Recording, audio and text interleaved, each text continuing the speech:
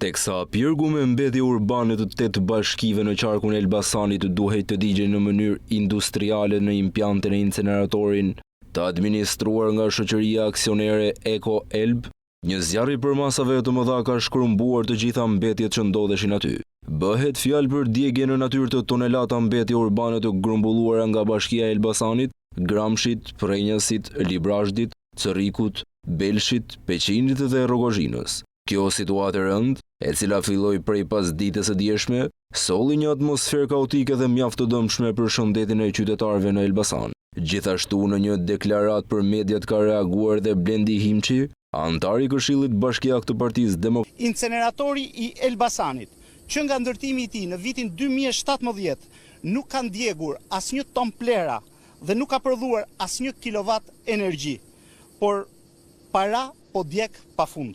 Vitin e kaluar, një kompani e afërt me Edi Ramën fitoi tenderin e shpallur nga kompania shtetërore Eko Elb për menaxhimin e mbetjeve në landfill me vlerë 400.000 euro, duke favorizuar jo pak nga llatja i Elbasanit.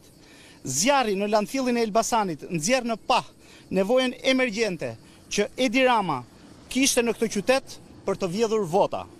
E pra, duket qartë se Sara e Suelçelës, Olsi i Vetingut nuk do të bëjnë gjë tjetër, do të jenë garancia e vjedhjeve dhe mbulimi i skandaleve në qytetin e Elbasanit.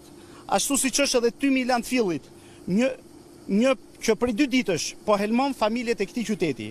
Ky zjarr toksik është edhe kujtesa e hidhur se kur zgjedhjet janë fars, askush nuk mban llogari. Jemi në ditën që askush nuk kërkon më llogari.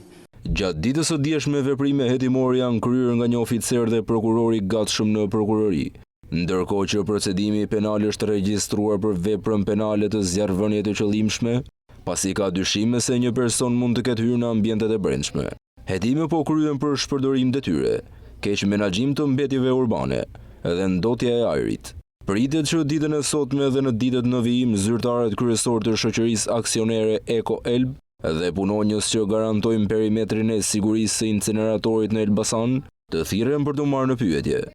Vetëm nga ana e Bashkisë së Elbasanit përgjatë viteve 2022, 2023, 2024 dhe 5 mujorit të vitit 2025 janë kryer drejt kompanisë Eko Elb plot 239 transaksione bankare me një vlerë të përgjithshme mbi 2 miliard e 442 milion lek të vjetra.